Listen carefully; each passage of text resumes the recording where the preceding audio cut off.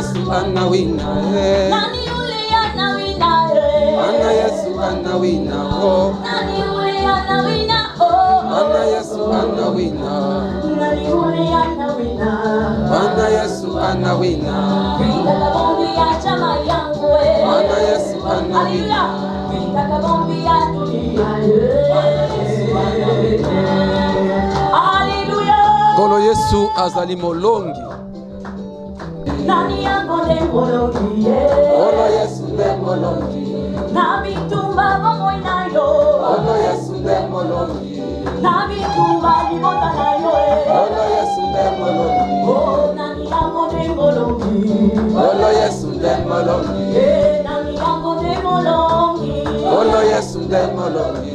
Azamolongi, Kolo Yesu azamolongi, azamolongi, Kolo Yesu azamolongi, azamolongi, Kolo Yesu azamolongi, azamolongi, Kolo Yesu azamolongi, azamolongi, Kolo Yesu azamolongi. Hallelujah.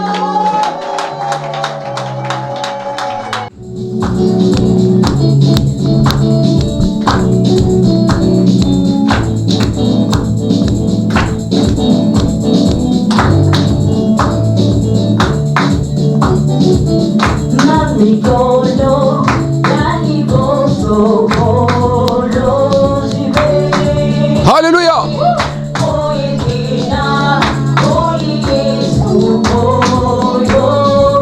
Oza wapi Yesu azali.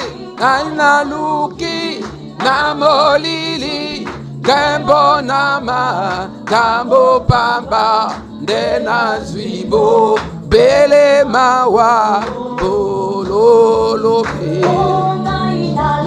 Naina luki na molili kembo nama kambo pamba ndena zwibo bele mawa bolo zibe. Hallelujah. Moni solo pole na ye silikolo na mioto be ye akama tiroboko ye abongi simotema ngai na bimi na libulu na pomabe ye akama tiroboko ye abongi simotema ngai na bimi na libulu na pomabe moi na butu ye azali mosikate Yesu kanga ngai makasie pesangu ya na bolende ye na leka Yesu sote Yesu kanga ngai makasie pesangu ya na bolende etengai na leka li susute ye akama tiloboko ye abongise motema na bimio na pona ye akama ye loboko simotema na bimi na libulu na poma be moi na butu mosikate il est là soli bongwimpiko esengobe. J'ai longtemps erré loin ta parole, abandonne par le mien. Jésus-Christ prend ma vie, oh Jésus-Christ. Jésus-Christ. Tu es la vie, la vérité et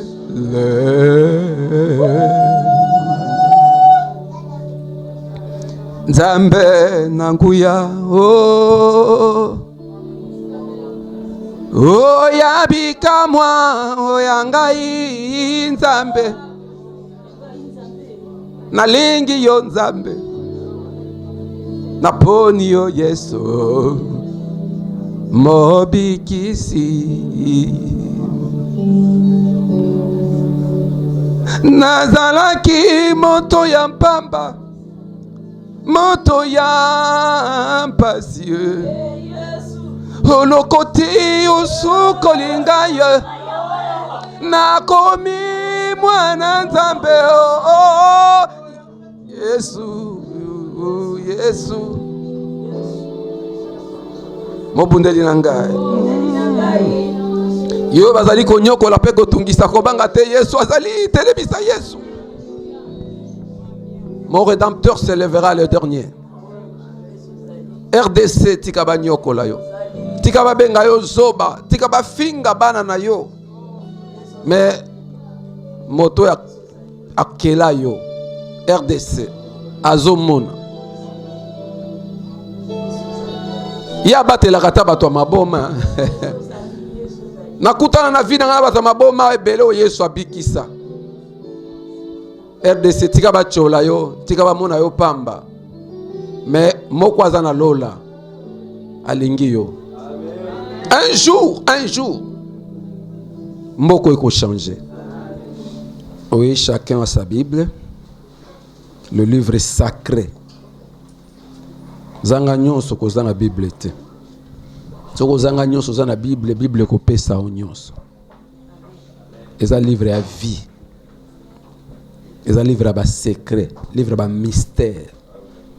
Au moment où la Bible aussi me comprendre raté pour maël ne za ya kokangama. Muko maël ne kufungwa tout est dans la Bible.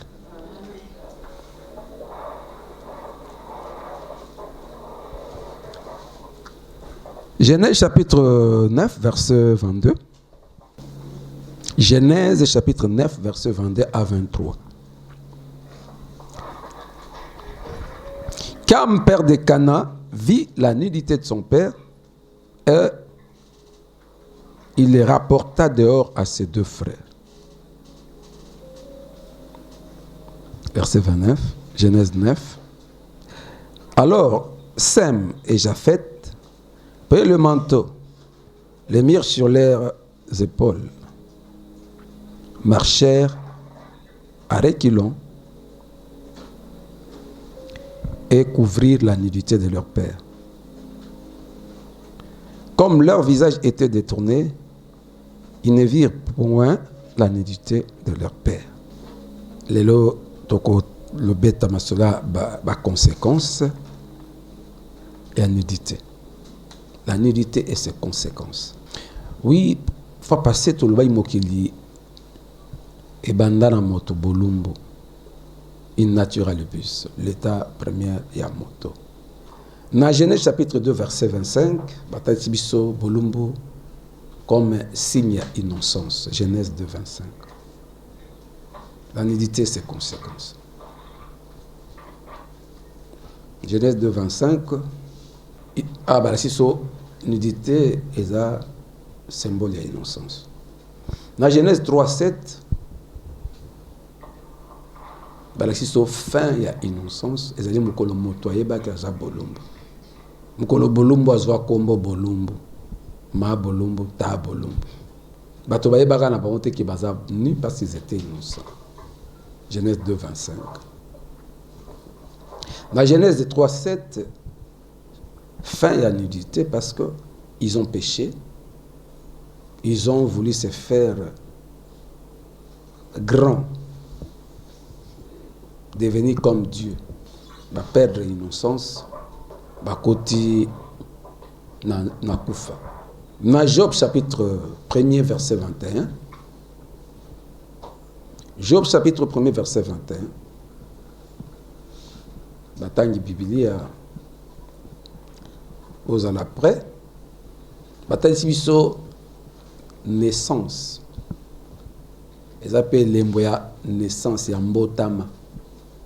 Bolumbu. Tozongi pe na innocence. Moto akela makani, ezaki innocence. Moto abota makapeni. Kolakisa ke moto aza innocent. Mais na pesi précision na dimanche. Moto abota mini aza innocent, ezaka moto abota mini na famille ya innocence. So bota mana kwiti na famille ya bondoki, papa na yo, mama na yo, kedo luka, soki na mai, so panganga, soki wapi, tu n'es pas innocent. Nde na lobaki bato balaka mwana moke so abota mazaka ange, azaka ka ange, aza innocent. Kaka so abota mini ba papa, ba parents baza pur. Voilà pourquoi on nous parlera même dans Jean chapitre 1, verset 12 à 13, lorsque nous acceptons Jésus, qui est la parole de Dieu, nous devenons enfants de Dieu. Nzamba kela mutu, Adam et Ève. Mais ba bébé, mutu a procréé à Kabam. Ba bébé bazali émanation à mutu. Ba bébé bazali fruit à mutu. Nzamba kela atika mutu a procréé. D'autant au boti mwana, yo tatana mama bino nde bosali mutu wana. Vous comprenez? Aza mutu na bino, mwana za ya bino. Jusqu'au jour où mwana ye moko aoyamba Yesu Christ. Ou bien bino ba botan bo boti mwana bo consacré pa ya Yesu Christ. Bo bonze Yesu mwana to pesi yo akomi ya Yesu. Yesu andimi ya zui.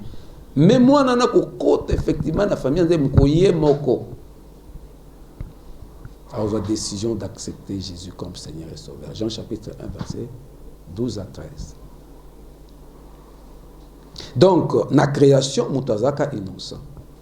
Na kobota mape mutazali innocent. Neti na bolumbu ya bébé. Ecclésiaste chapitre 5 verset 14 bataille biso tina ya bolumbu Jesus, la mort. Ecclésiaste 5:14. Motupe tan wakufaka nu même balati sio bilamba. Et ni kolobani que tant moto akufaka akende kene lokote azonga kaneta nudité ata balati sio bilamba ba kombo ata ba kundio na ba mal ba valise bilamba okufini mutakufaka ni c'est-à-dire atika kanyos amema kelo côté na liwa mutamara ndakote amema lambate ata balati sio bilamba ne kotika le poli motope nudité pesa symbole ya liwa eza symbole ya kobota ya innocence ya mbotama ya symbole ya kufa ya kolakisa ke moto akufa eza na mokonzi moko na mikili ya poto tango akufaka atikaka message ya mokolo ngana kokufa bosalela nga cercueil boko chama dusu mibale na ngambu mibale ya cercueil bobimisa maboko nanga un grand roi ya mikili ya poto ayebanaka otanga na classe tango basaki cercueil moko akufaki bazwi maboko na babimisi na cercueil ebotambu sangai bato bamona kenayaki maboko pamba na zwi maboko pamba ya sala ba conquête ya minene na Europe azaka na bomengo ya kusakana tina ba conquête na cercueil bachama kusonga tango otambu sai maboko zosa alobaka na bango bala kisakele yaki maboko pamba zwi maboko pamba un grand monarque tika bomengo voilà mutu tango akufa kenda kanni yango fier na biloko no nyuso za nango si sangwa soko kei omimeloko bomba kana ba mala bilamba na terre bomba ba bisala nyuso bato bazo souffrir yo sala oyo lingi piye bato zala PDG kanga ba salaire bato ba konji bato sa ba ozonga ba okeni donc tu n'as pas fier mais biloko na yo ça. Voilà nudité pe totalisée. Na tini bandeko batanga wana Genèse chapitre 2 verset 5. Tango basumu ki babuki dispensation et innocence. Mais se fungomi bango bakomi bolumbu. Bolumbu oyo eza ya kufa. Omoni bakufi. Satan conseille bango bakufa te bakufi. Yango na mokano na Romains chapitre 6 verset 23. Romains 6 23. Salaire du péché, c'est la mort. Les dons gratuits de Dieu, c'est la vie éternelle. Et on a le bien. Bolumbu pesa kola kisa kufa. Bolumbu innocence. Bolumbu kufa. De to beti masola conséquence, il y a nudité. Muto akabwani nanza, muto akufi, à perdre vie. Les sous etika kamoto bolumbu. Celui qui vit dans le péché est nu. Job chapitre 1 verset 21. Muto ayanu akozonga pe nu. Jésus-Christ est Seigneur. Nudité s'appelle elemboya kufa. Olota kauza nu. Tumso balota kaba bolumbu. C'est ko kufa. Kufa oza na cimetière ce qui wapi. Je n'ai pas envie. Quand le baptême papa ka choisi pesa symbole d'innocence kaka. Symbole d'innocence na mbotama. Nzamba kela mutu pe a procréer. Moi naza Dieu créa l'homme à son image et à sa ressemblance. Mais moto a procréé, moto a boti à son image et à sa ressemblance. Moto a créé chose à image et ressemblance à Nzambe. Bébé au boti à image à Nzambe, ressemblance à image na yo tata pe ressemblance à yo tata. Moto a kokanaka na baboti na. Moto a za baboti na. Moto a kokoma image pe ressemblance à Nzambe moko a yamba Yesu Christo. Le kola mokonzi pe mobekisa. Si tu confesses de ta bouche le Seigneur Jésus-Christ, si tu crois dans ton cœur que Dieu l'a ressuscité d'entre les morts, tu seras sauvé. À tous ceux qui l'ont reçu, à ceux qui croient son nom, il a donné le pouvoir de devenir enfant de Dieu. Bah enfant de Dieu, ne barokaina Dieu. Bah enfant des hommes, des humains, barokaina humain. Bah enfant ya malin, ya Satan barokaina malin. Jésus l'a dit dans Jean 8. Tant que nous sommes les fils des enfants d'Abraham habitant, Abraham, Boza bana Tata Nabino. Tata Nabino, Satan, lui le meurtrier. Donc, tous les matins, sur les origines des enfants, bana ya bato bazali, bazali image pe semblance ya moto eza mwana oboti. Bana nzambe bazali, bazali image pe semblance ya nzambe eza bato bayambi Yesu Christ. Bana Satan bayambi baza po bauti epai ya Satan. Manga ebotaka manga, safu ebotaka safu. Moto abotaka moto, nzambe abotaka mwana ya nzambe. Satan pe aboti mwana na ye impi, démon. Toyoki? Oui, kufa. Olotaka ozani, kufa. Kufa. Ecclésiaste 5, 14. Nazotea na wina enlèvement ne uzala nde Yesu akoya kozwa biso ndenge nyonso ekotikala Yesu anawina tangabi. Alors moi je vais partir avec notre maison. Ngana bise non nyonso otikala. Moi je vais dire à Jésus de prendre aussi notre maison. Donc abi enlèvement ma bena ngo ezaka pa otika ndako na ye. Nebisi nyonso ekotikala. Fier na yo, eloko no ya fier ekotika. Matthieu 25, 36, de commencer au temps de l'Apocalypse 16, 5, 15, oui, 16. Et la mission peut service à bassin, kolati sabato, balonganeta ya nudité. Et spirituellement et physiquement. et la mission d'un baptême. C'est ça l'évangélisation. L'évangélisation c'est fait en parole et par les œuvres. Il faut au téléma, au soutenir, au bunda pour l'évangélisation et réussir.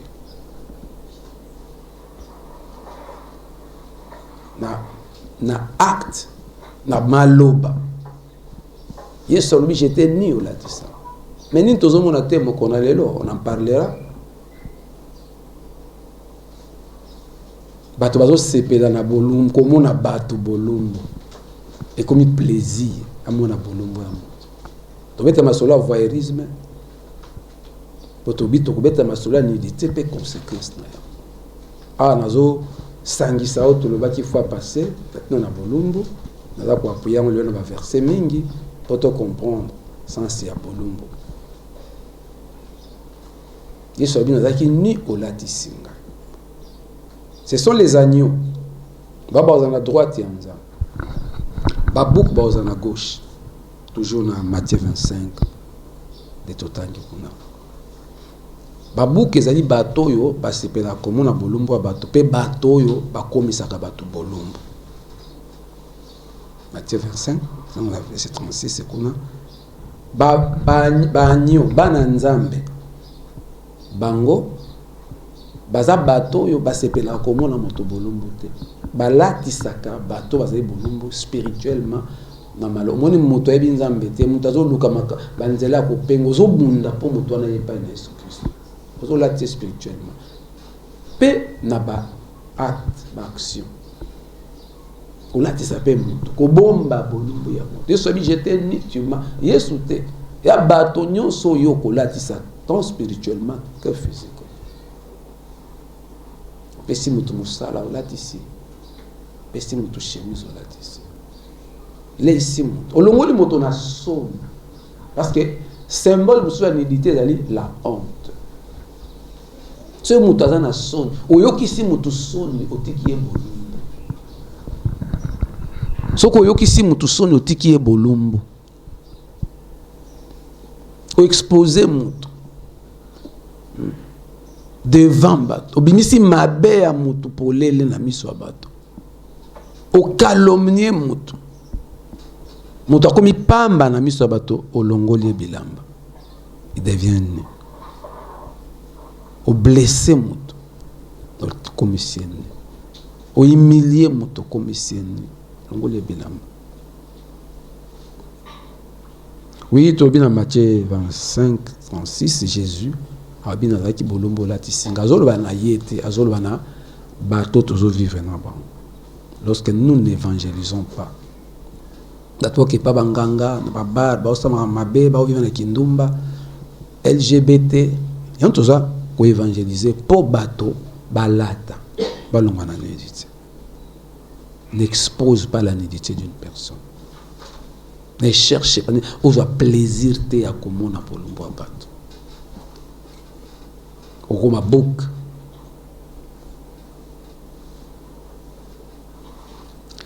Et tu veux ça symbole te, oui symbole ya book. Oui bien aimé, Tanya Apocalypse 16-15, les gens qui sont à la présence du Seigneur, les gens qui seront avec Dieu. Baozanite, baolata babato bana bilamba. Yango lati sabato. Yopelata. Lis la parole de Dieu. Vis dans la parole de Dieu. Vis dans la prière. Ozolata. Sunga pe bato ba vivre na maloba na nzambe. Sunga pe bato ba kota na mosindo ya losam. Ozolati ça. Spirituellement, la vie de prière est l'amour de la parole de Dieu. Cette pratique de la parole de Dieu. Ndekolata. Ndekolata. Tokomona yango na mokanda na Isaïe, chapitre 61. Le verset, c'est le verset 10. Je me réjouirai en l'Éternel, mon âme sera ravie d'allégresse à mon Dieu, car il m'a revêtu des vêtements du salut. Il m'a revêtu de vêtements du salut. Tu dois avoir une vie de prière. Ésaïe 61, verset 10. Une vie de prière. Tu dois vivre dans la parole de Dieu. Tu dois pratiquer la parole de Dieu. Des vêtements salut. Lata Yesu Christ. Lata moli mon enzambe. Balata ka Yesu lata moli mon enzambe na vie à prière. La vie à maloba nzambe. L'information est mingi na mokili. Surtout les lots. Vous avez un téléphone, vous avez tout là. L'information, vous avez un méga.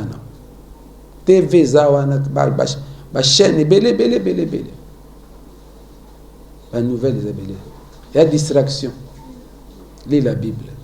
Tu seras fortifié. Tu seras revêtu. Au Rosana Kimia. Peut comprendre le sens et la vie. Je me réjouirai en l'Éternel, mon âme sera ravie d'allégresse en mon Dieu, car il m'a revêtu de vêtements du salut.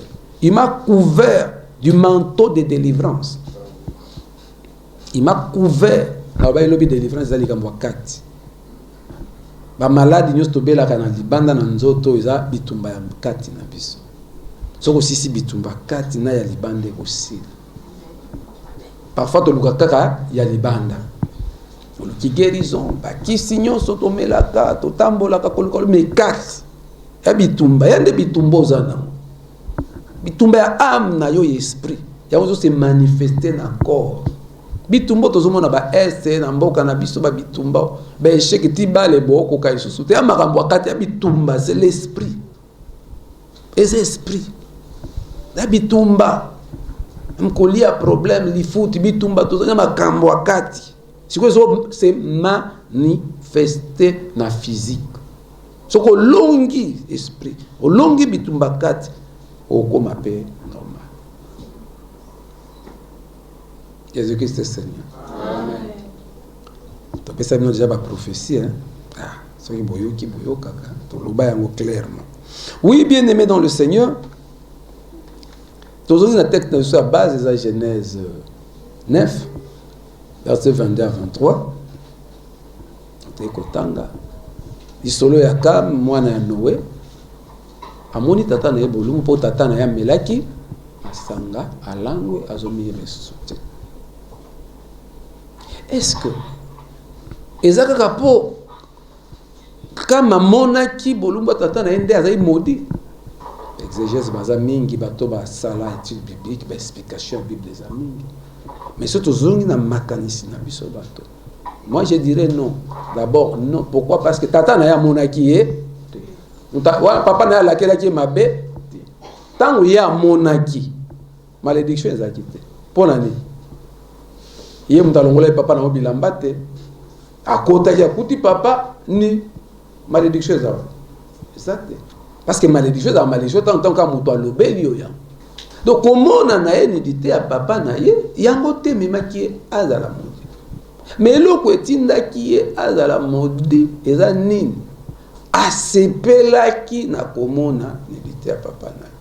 Abimi li banda qui est beta masolo. Baya bofana bota vieux wana na kati in naturalibus. Vous comprenez? Bande ko bayo ki ndenge mais c'est pas vrai. Baboyi kotala basimi manto baboyi komona pona nini po déjà moto amonaki aye kopesa bango information donc bakomi bango penani dedans ya connaissance ya likambo secret za secret tango za yo moko tant mibale misatu bayoki sous secret ya onke bana bebisa ka ba secret e alinga nga bombela nga secret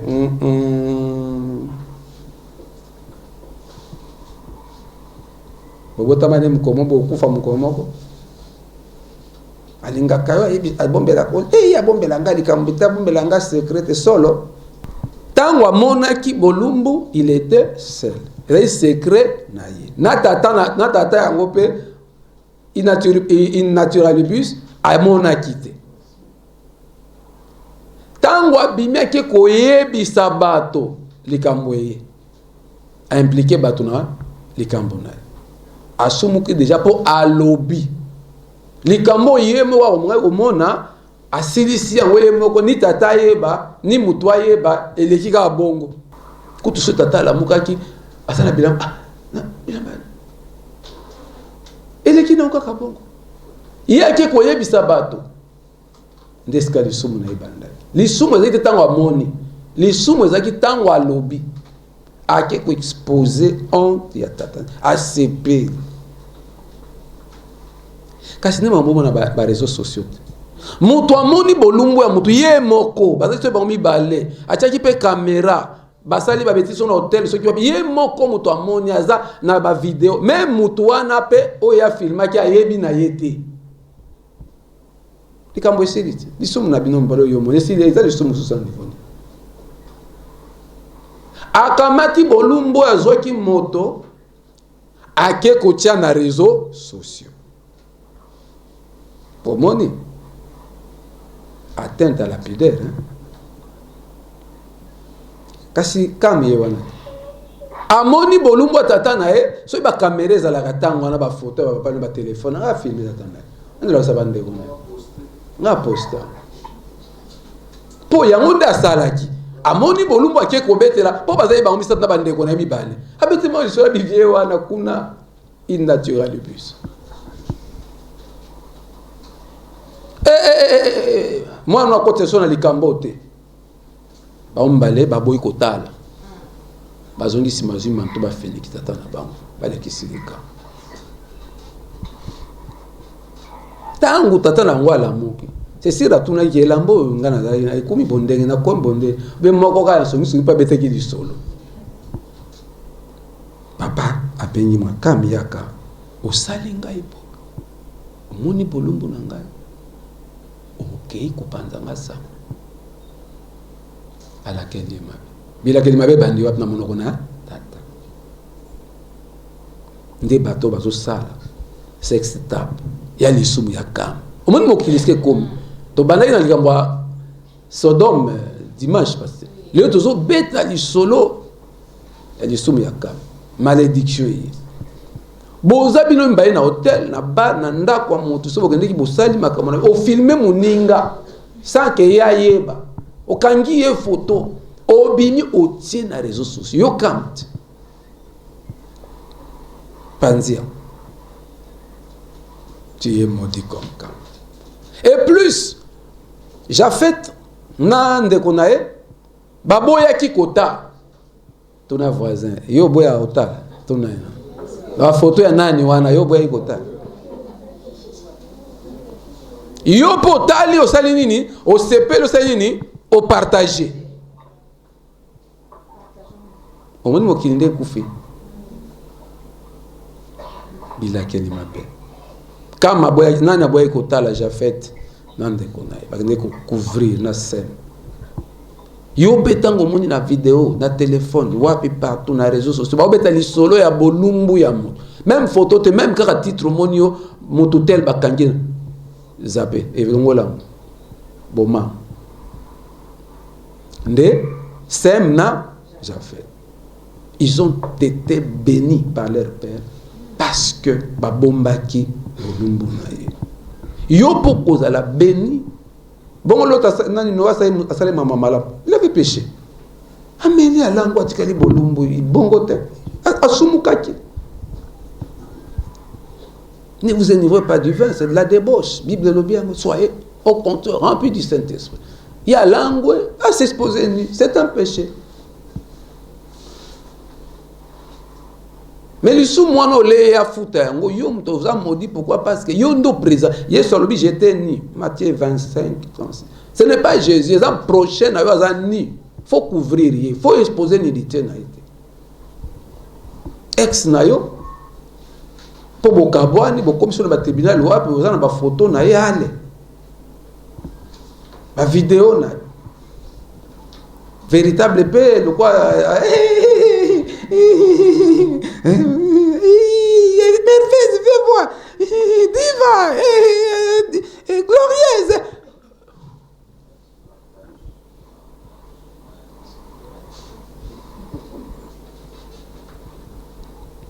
Alléluia.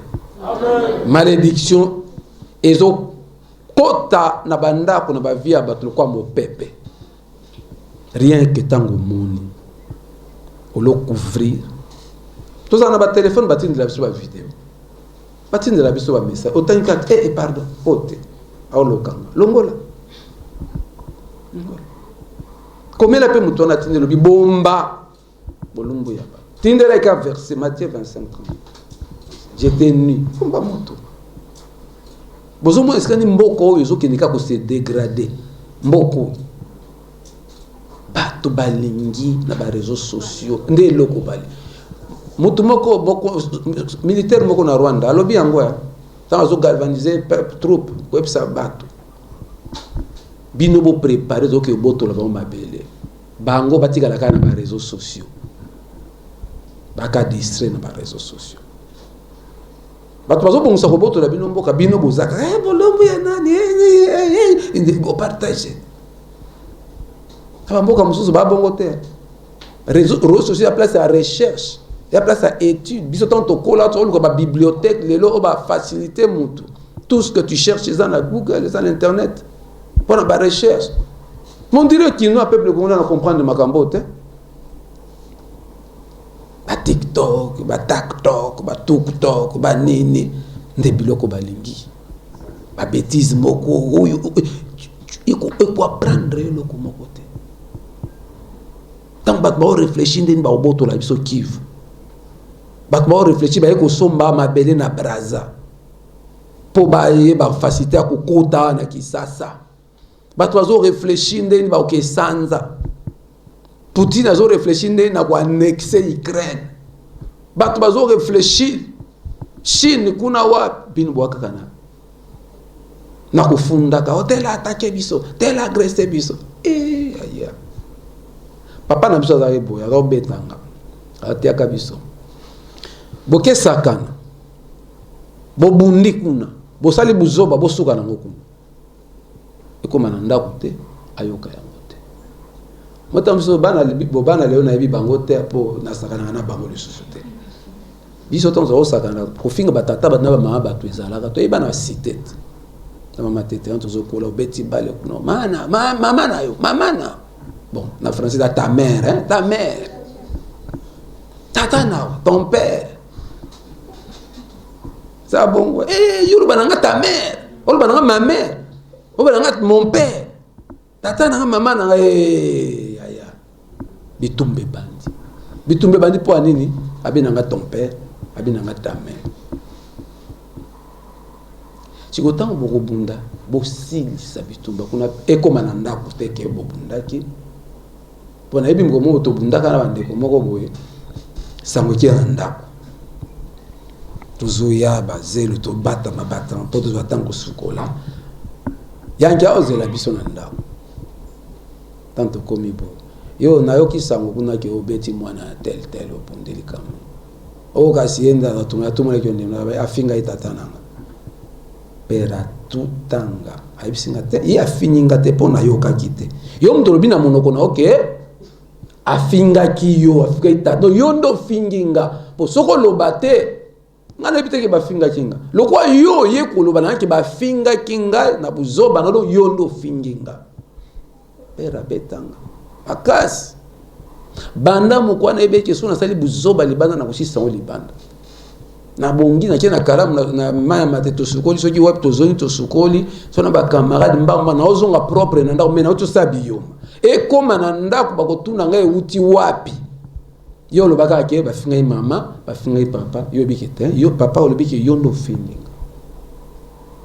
na sali buzoba na sisi buzoba na zona ndako normal okende ki wapi sona okota sona lo banini me na okota papa na mama te boutique ka ko fundo tel nous a agressé tel nous... Est-ce que c'est normal? C'est normal. O ata voisin tout monde o ke ko ebisa nanu l'État. Avant d'être l'État, na olakisa oke maladie ma ko mekate na hotel melana no yo voisin o bambi li banga kotopoane. Fona ganga na. So ko kuma likambo ko ebisa l'État ko ande ko kabola biso. Le voisin moi na voisin fait aucun ba mon l'état est ta la voisin aboka ili banga na lupangu na banda ko la sa voisin ke za mbala ya suka mizanga soko meki yo boka ki kayunga na ozongi selo mwelo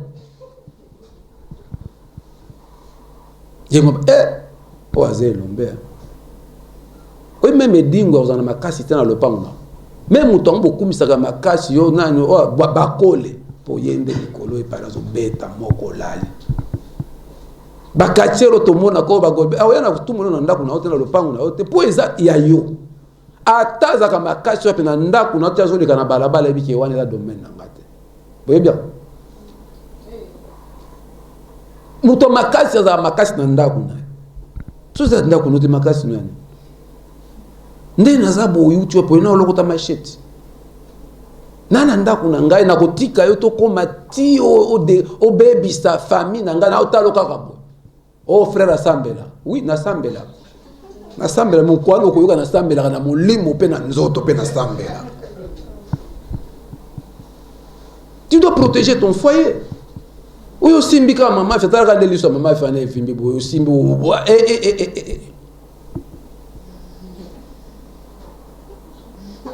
au moins on a continué chambre na bimina kilote moko yawa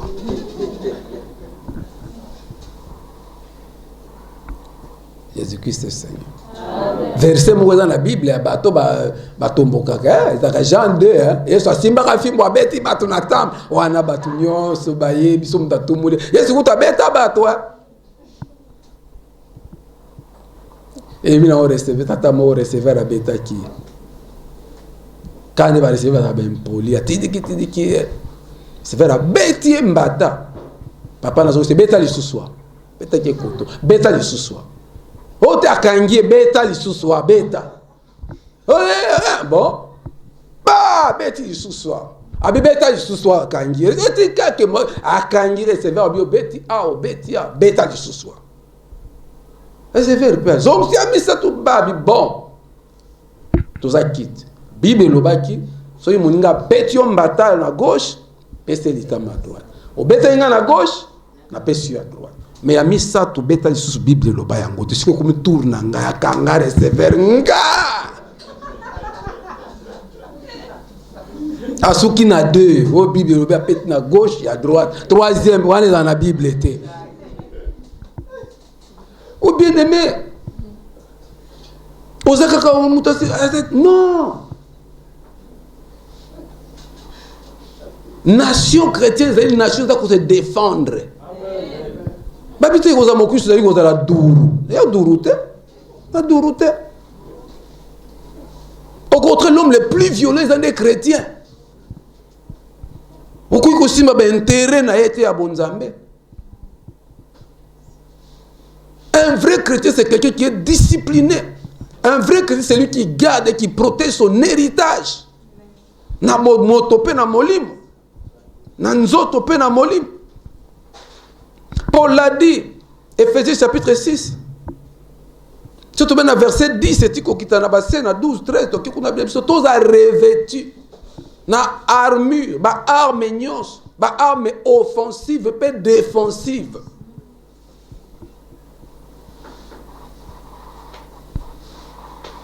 Kofanda te bo muninga zo beto na chrétien. Faut la ki se ki ko beto lisusu te. Beti ali boso mi bale na ko beta nga lisusu. Bato okufa na est. Makila bato zo sopana partout na nord na sud bato bazo kufa na nzala. Bobi effort de guerre mbongo kumbie kendeki. Pona osoma ba arme, pona ko équiper armée pona nyonso ba ofuta fonctionner mukoni. Yo botondi kara na église o balate mari de nuit, femme de nuit, mpiaka. Bato ba balate za pasi. Place ko fanda problème. Bato baza impayé pasi pour guerre aussi la tête. Bino ko to ba chrétien. Nzamba ko tuna bino na pese bino mabele munene RDC bosala na yango nini. Mutu nyoso ya comme kata oza faible. L'état est hôtel en makambo, l'état wa l'état. Botala tana ba film était la police ya raso asi ba bomi mutu. miyibi baye bakoti babandi babomi bamonte ku esili ntango basisi bakeka bo la police aye akuti ya bibembe babandi deja constat bakangi awa batie bariban bazwi cre bakomodesine esika moto alalaki badesine esili bino kuna bozolelo inconsolable la police aza te ya bandi enquête mais il fallait banda yango avant moto akufa kaka nde enquête ebandi bozwani ata bokanye moza botie na prison azongisa nanga moto nanga ke o communauté internationale aya ole oni aya na oni yango ye moko ye pazana pas olienda zolia koleka ce qu'on a faible nous ça profiter na yo peuple RDC la muka zala chrétien chrétien zali muto ko défendre ba droit na ye nde chrétien si tu ne défends pas tes droits comme on nzambe te nzamba pesio moi si défend ta femme yo takalika muke moi c'est bete ko funda na belle na famille na ko funda moi si na pas maman na pas bande ko na belle famille na wa mobilité moi si ko na funda mobile na oza moi si te nzamba ko sambisa nzamba ko juger moi si yo za na ye nzambe muta pesa yo pour défendre yo protéger mobile yo za na ye défendre et protéger bana o nzamba pesa biso baza bana so pona ko défendre pe ko protéger pas MGS na ba pesi biso za famille na biso ko défendre pe ko protéger pasteur bandimi nzamba pesi défendre protéger ba bandimi bo défendre pasteur no protéger pour satan simba ete bato mabeba simba ete basala mabete RDC mabele nzamba pesi biso faut to défendre yango to protéger yango. Et on a salé une élimination, tout ça, ils ont besoin d'Afrique.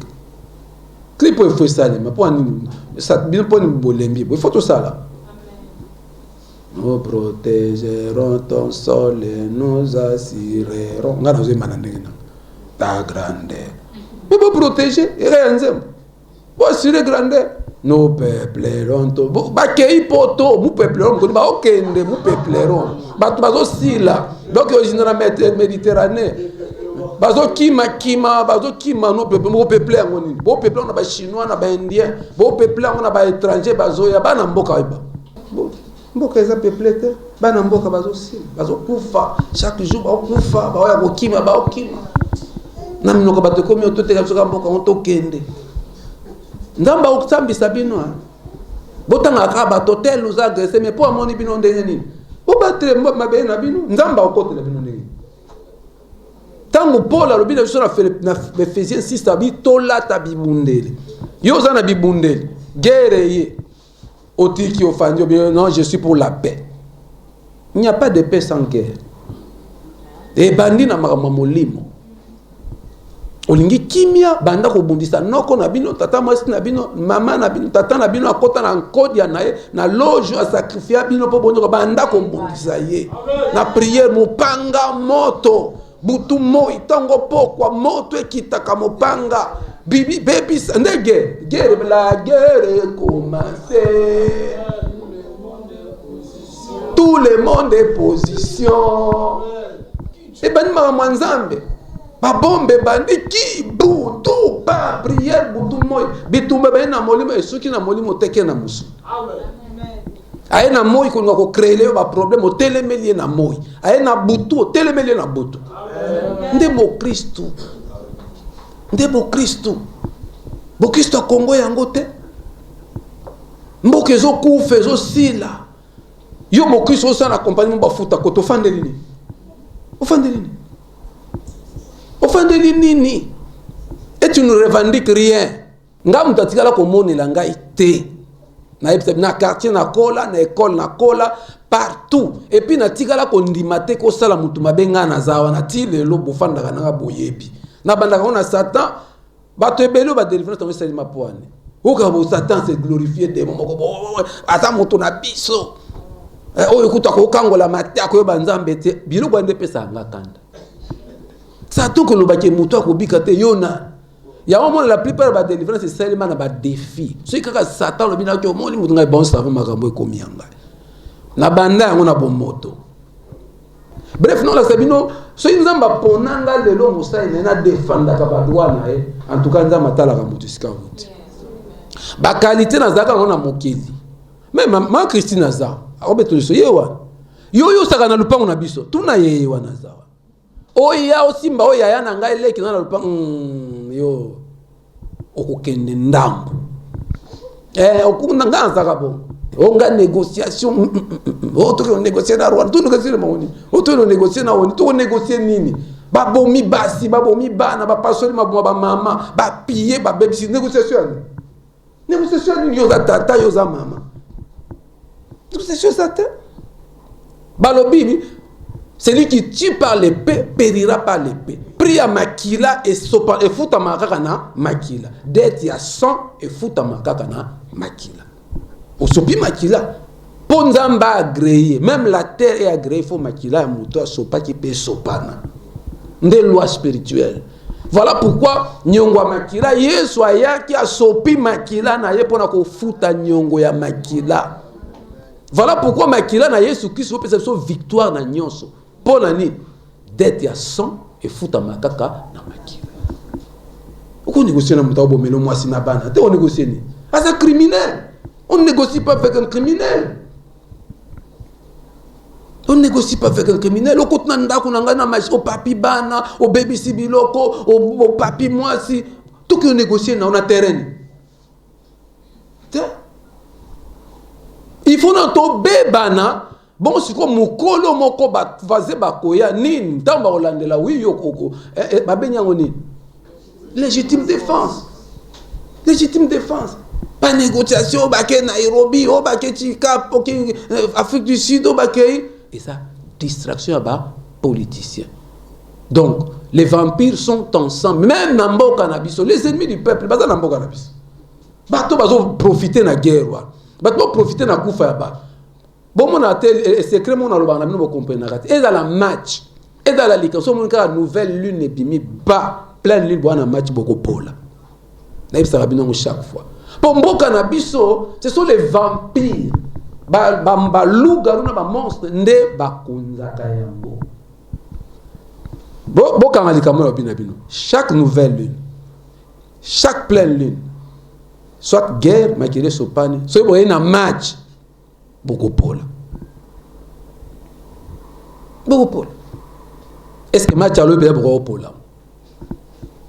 Nous sommes sabiens, mais beaucoup de Paul est match à l'eau. Beaucoup de gens qui beaucoup de gens normalité. So nyolonga mutu yebe esprit na ye. Yeba bobo, yeba capacité na balonga ka mutu ka soko dominer capacité spirituelle so dompter yango. Basi ba yebi secret na bino. Basi ba yebi yango makambo mosuni e utakana molimo manifestation bituma molimo nde ekokisa maka. Oui bien aimé, faiblesse ya moto. Le chrétien est censé se défendre offensivement, défensivement. Kotika satata kota na ndako no bongo chasser banda ko chasser tangu akotno na ndako no te kangele déjà banzela bono bakango plutôt guérir et prévenir que guérir. Mutu soka sa koti na ndako na yo bokoyoka na ete bimisa ina. Po soko tiki na ndako na yo bo négocier na ndako na yo bo kabola ndako. Allez à côté liyo. Tant bo solo ko so ye bo côté pamba, à côté poizo eloko na ndako, à côté po accomplir mission na yo. Négocier ya mo na même ba négociation ba bando ba groupes armés wana za la ka bo pesa nga poste na gouvernement, bo pesa la plupart ba bana ba gouvernement ba rebelle ba bazana makiana maboko. Négociation za la kaka boyokani tambo boyokani ya na partie à territoire partie à mabele ay biso ngai eloko na lingi tanga pe na gouvernement ngai eloko na linga pe na liambo mais soko ubengani za libanda négociation za Trump a télé alobi fois ça la mur et kaboli Mexique des États-Unis ba gangi pour la ligne parce que abike nyonso toko sala ba eokota kaka ba koleka kaka to chaka ka mur. Veiller na frontière na biso. C'est spirituel ainsi que physique. Mur de Berlin tonga makapoani. Juste pour na kabola bato est ba communiste na bato ouest ba capitaliste. Ba tonga mur kuna na Allemagne kwea ka na perestroika tango to efungwa maka. Voisin na yo ayaka kotala moi sino na nini ayaka kotala tonga mur so mur te chaba fleur ya minene kanga ke kaya mona kayote yopo mona kayete bokuta na nzela voisin na posa yaka ko chaque fois alongi na ndako ko cha kiti na lupango na wafanda o azwa mo chaba fleur cha mur afana na lupango na yaya na lupango na wote po aya zo lukilo maka nzete wana mtesangisa bino bowela kayango bokata yango no pesa caractère ya chrétien chrétien za mutu oyo aiba droit na ye pas défendre ka ba droit na po nzambe akosambisa biso po na ba droit ya pesa biso oyo tokokisa Jean-Baptiste a condamné armée te ba soda ba ya munondo zo confesser pas Jean-Baptiste ba soda ba ye évangile en décoration Mayele akenda général Mayele habi ba soda ba pas Jean-Baptiste ba bongo biso ba soda to sala ni ba ko s'attendre que Jean-Baptiste donc bino ba soda ba bomi bino boti bolongwa musala soda Jean-Baptiste a pixé bon musala soda abina bangoni bo se contenter na solde na bino boboto la biloko ya bato te c'est une façon d'approuver l'armée Israël est une armée roi David est général et armée beaucoup de sous la armée ba soldat armée za likambo ya nzambe pour ni nzamba ndima chaque nation dans l'armée pour nous tu faut défendre territoire na Jean-Baptiste ben monte que bino ba bomi ba soldat te habité bino boboto la biloko ba tuté bo se contenter na soldat bo sa musala na bino malam e ngai ba Christ Congo RDC soko za mboka ya nzambe so za mboka ba chrétien ba ebele nous devons apprendre à nous défendre soko se défendre très bien aimé na mokili oyo tu n'auras rien bana no ba okufa moi sinon oza bololé yo moko za bololé défends ta femme défends ton mari défends tes enfants défendre musala na yo na zongeli comme ko défendre so le ba baza impayé pour peuple congolais za duru osana musaba futa ko tokene osana pino nyu so botele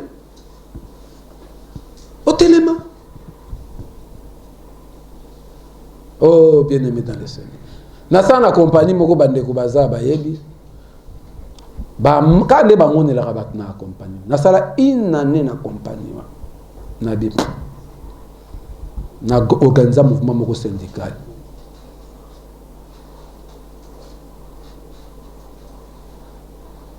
toke ko yoka na patron pa bakisambo patron boy na créer un mouvement à grève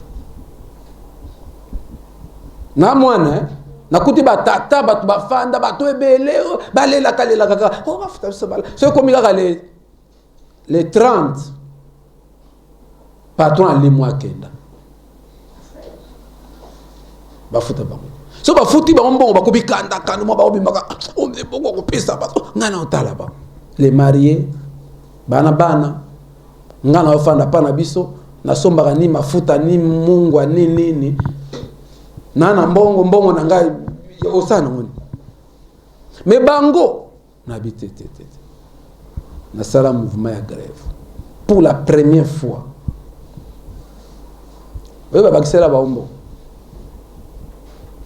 mouvement ya grève na ibarate na sala ka ndengeni ya onazo bakiza nzambe to na chef national musala zo banga que toi tu feras un bon chrétien avec témoin de Jéhovah effectivement mon iba valeur au kati na ngai peuple congolais faut en ba valeur faut tikate moto ay botolo 100 francs na yo faut tikate so kabela moto kabe ya on abisa bino même l'église ou prophète toki baba so mana ba papier mouchoir mone na zabo na toki papier mouchoir ba tie ba panier na pangusi mutoki na zita tia papier mouchoir ba papier mouchoir na ba oteka boy mama ote amen ba oteka ba papier mouchoir mon prophète ceux qui apôtre ceux qui n'en a mis pangusi mutoki aboa ki ba papier mouchoir ba oso moko kuta na TV to ga le bezo témoigner que azai ko bota te azoi asoma papier mouchoir na ale yango azize mi abote ozo mo niveau au moins peut pas tomber église dans bazar bato bazo kende est-ce que bato ba normal il y a encore so monde mamozo ka l'église délivrance à Congo za lelote comment bato ba comment na niveau que le lien papier mouchoir ya prophète ce qui apporte pour ko boti comment ko somba papier mouchoir motoki ya mutu oh onction Comment qu'on soit photo ya moto? Comment m'ta ko biso que maman Lydie encore pantalon na mon yango zonga seme pantalon na comme ta montre wana téléphone comment ko maintenant niveau ya ko céder comme ta loko la na nzoto po moto asenyo intimider ko pe moto ko comme na niveau na ndenge ni aliénation niveau nini mbongo pesa ti ya transport pesa yo fana atana fana na dépôt na arrêt dépôt. Tina mbongo ya transport, bobimisi bo pesi Dieu. Quel Dieu va te bénir? Quel Dieu? So ki kaka natali mambole kana église. Le cas de délivrance na yo ya mboke ko yasi. Oh bien-aimé dans le Seigneur. Comme moi na Noé, non pas pour moi qui nidité, mais pour panza qui sambanidité, a sepela qui pe achola qui. Papa reta mayo ki ndala kela ki mabe. Jafet na semba bomba ki ba boy kota pour ba participer dans lisumu ya ndeko na bango. Yo pe désormais. Soko moni mutu azana était à soni. Ko humiliate, ko panda samuna ite. Ah to eti masola ba photo, na ba message, na ba WhatsApp bazo partager ma message à mabe a bolumba ba to kota makama. Ne participe pas, ne regarde pas. Pour ça malédiction au tambo. Au moment où tu as dit kilote ya mabe, pantalon ya mabe, sapato mabe ko seka ete ko beta di solo ya sapato na ete et lamba na ete latisa. Au moment où tu as dit musala za na pasi ko seka ete ko chola ete sunga e azwa musala. Au moment où tu as dit ko lia ko seka ete ko chola ete kamata biloko za na partager pesa ye. Désormais zo mo kanu ya ko seka lisusu mutute. Il y a qu'à exposer nédité à moutouté. Ça dit qu'à exposer faiblesse à moutouté. Qu'à participer dans les cambo en tête. Zala consolateur ici qu'aux allez. Amen. Là tu sabato bazali bolo.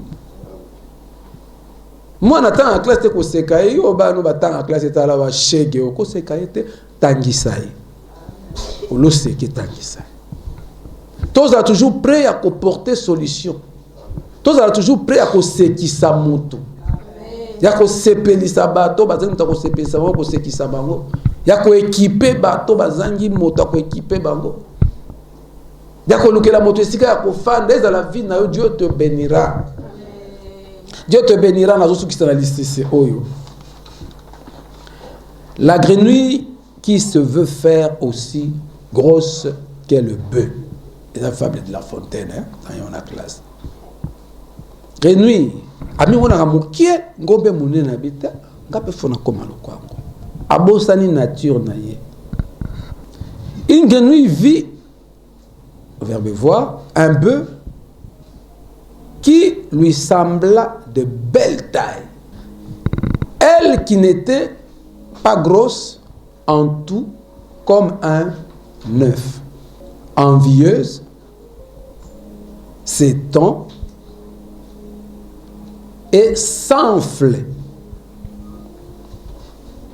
et se travaille pour égaler l'animal en grosseur. Akomotore. Amela soki mileki ndenge nali asoki nini.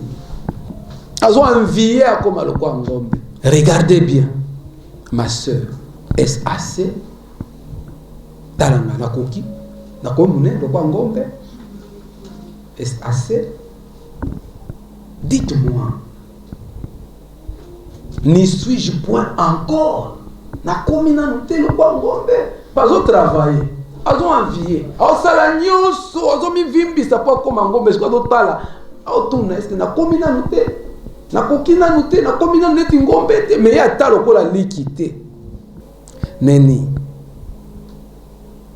me voici donc, bazong c'est lié, point de tout, komina noté. Me voilà, vous n'en approchez point. Vous pour ça, la date, la enquête. Est-ce que me voici, me voilà. Komina noté. La chétive péqueur s'enfla si bien qu'elle creva.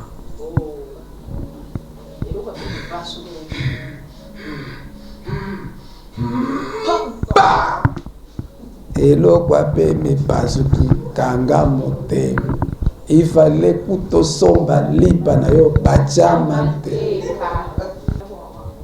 A pasuki a beti kano. Oui, yoka résumer leçon morale. Le monde est plein de gens qui ne sont pas plus sages. Tout bourgeois veut bâtir comme le grand Seigneur.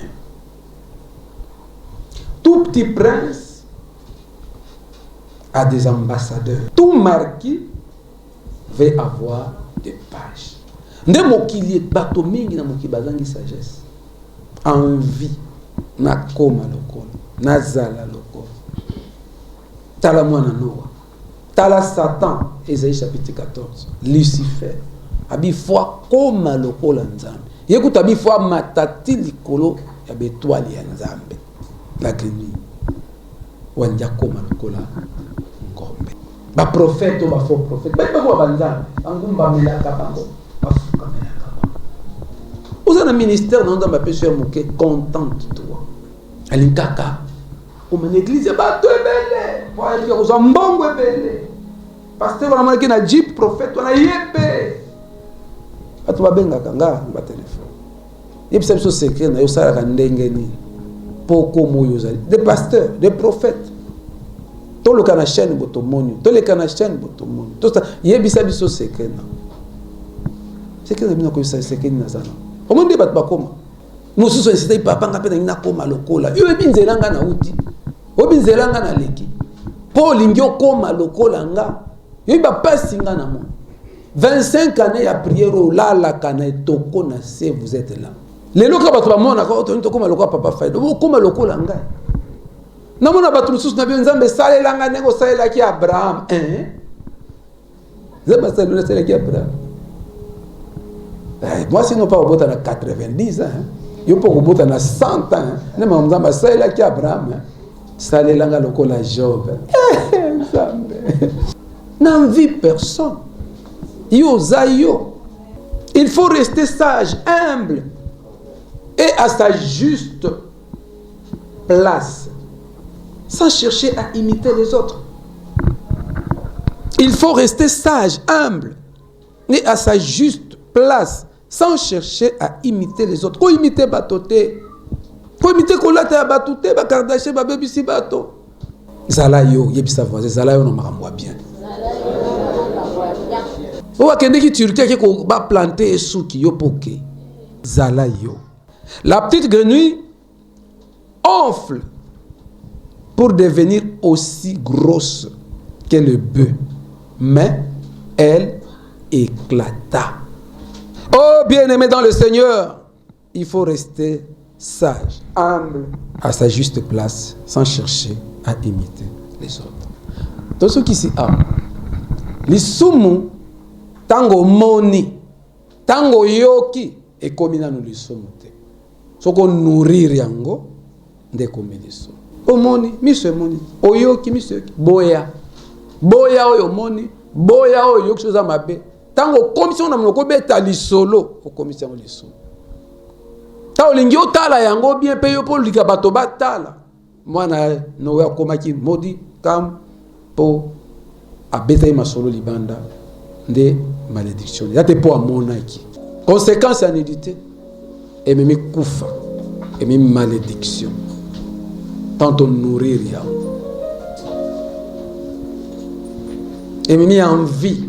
Ba viol, mi bali ebele bazolanda opona ni. Tu t'exposes ni. Libala ya bato ko kufa. Via bato ko beba ebele po omizipika kite. Soko lota kaozani oza mokufi sur le plan spirituel. Donc oza spirituellement mort pena corps liwezo ye. Ndo kia koloka yote sono na mona bolumbu na hote. Ya ntango oza na kati ya prier pena loba na nzambe bato na molimo ba démon satan na bandoki ba omona nedite na hote ba koloka pe yote. Soko lingi ba loka yote lata maloba na nzambe lata kombo na Yesu Christ. Tonda na vie ya prière ba oloka yote. Po ba omona yote olati bilamba.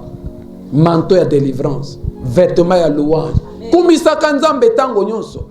zala na banzembo ya malonga eza construire tangaka bible baaudio ezali tia audio elobaka na ndako na yo maloba na nzambe yo kaka soki kotanga makasi to lembi tia bible audio elobaka na ndako tia banzembo yemba kumisa nzambe yemba pri bondela pona mboka pona famille pona yo pona ecclesia pona bolamu ya bato lata losambo lata maloba na nzambe tonda na nguya ya molimo mosantu sala bolamu latisa bato ba bonnes œuvres pe ozolata olatisi bato yo mpe nzambe akolatisa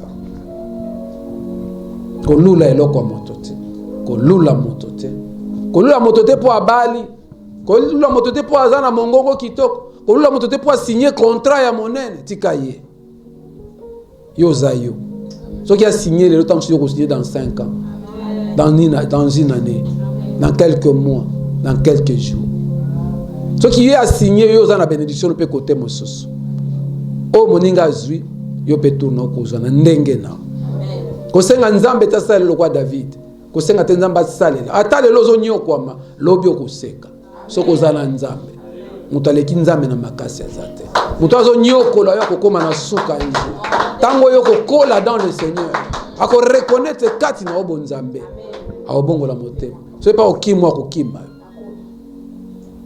tokangi miso. Ésaïe chapitre 61 verset 10, ça nous parle de comment Dieu nous revêt, Dieu nous habille. Et c'est ça notre posture de tous les jours. Nous devons être revêtus, devons être habillés. Comment est-ce qu'on peut être habillé, revêtu par Dieu? C'est en demeurant dans la prière. C'est en marchant et en pratiquant la parole de Dieu. Tout le temps chanter les cantiques de Dieu. Tout le temps se nourrir de la parole de Dieu. Tout le temps vivre Jésus. Voilà, nous serons revêtus. Alors, les maladies dont nous souffrons souvent sont une manifestation des combats spirituels intérieurs. Si tu marches étant nu, il y aura toutes sortes de maladies et de manifestations démoniaques qui vont paraître même dans le physique. Donc, le péché de Cham n'était pas simplement d'avoir vu la nudité de son père. Ça, c'était le péché de Noé. Il s'était exposé après avoir bu. La Bible dit, ne vous enivrez pas du vin, c'est de la débauche. Mais soyez au contraire remplis du Saint-Esprit. Le péché de Cham, c'était ce qu'il s'était réjoui de voir la nudité de son père parce qu'il est allé raconter, il est allé exposer la nudité de son père. C'est ça qui a causé ou attiré la malédiction que Noé a prononcée sur lui. Donc nous aussi, à chaque fois que nous nous réjouissons, à chaque fois que nous exposons la nudité des gens autour de nous, nous entrons dans le péché de Cham. On a donné l'exemple de quand on partage les vidéos, quand on partage les faiblesses, la nudité des gens, on parle des sextapes et toutes ces choses. On participe dans le péché quand on ne les refuse pas, quand on ne les condamne pas. Mais au contraire, quand on commence à en parler, on commence à en débattre, on commence à glorifier ces choses, on commence à multiplier les vues. Là, nous péchons. Alors, comme Dieu nous dit dans Matthieu 25, 36, c'est que nous sommes appelés à habiller le monde et non pas à chercher ou à nous réjouir de la nudité, que ce soit physique, que ce soit spirituelle, des gens qui sont autour de nous. Alors, nous avons aussi, le prédicateur a beaucoup insisté sur la position et la posture du vrai chrétien. Le vrai chrétien est celui qui garde son héritage, celui qui le défend à tout prix, celui qui ne se laisse pas dompter, celui qui ne se laisse pas dominer. C'était aussi un message pour notre nation.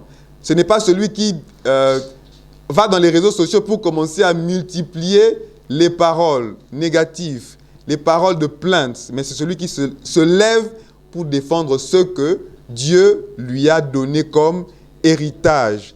Nous devons apprendre à nous défendre, c'est notre droit. Et Dieu nous posera des questions pour toutes les fois où nous avons perdu notre héritage sans avoir à le défendre. S'il faut le défendre, même avec violence, il faut le faire, parce que c'est notre héritage.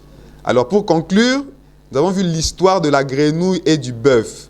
C'est qu'à force d'envier les autres, on finit par crever.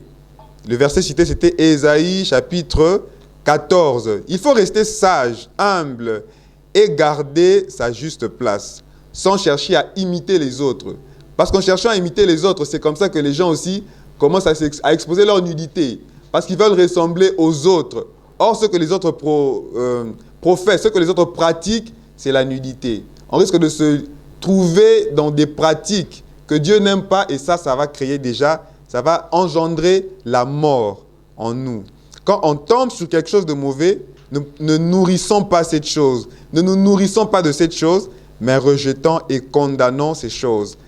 À chaque fois que le diable arrive à nous atteindre, c'est que quelque part, il a eu à voir au préalable notre nudité. Si le diable ne peut pas voir ta nudité, il ne pourra jamais t'atteindre aussi. Or, la nudité est physique et spirituelle. Donc, gardons-nous, soyez toujours revêtus physiquement et spirituellement. Jésus-Christ est Seigneur. Merci pour la guérison, merci pour la santé. Merci pour ta parole, pour nous avoir purifiés. Merci pour nous avoir bénis. Que la semaine soit bénie. Que ce mois de juin soit béni. Bénis toute la famille MJS. Bénis la nation. Que mon frère soit béni. Que ma soeur soit bénie.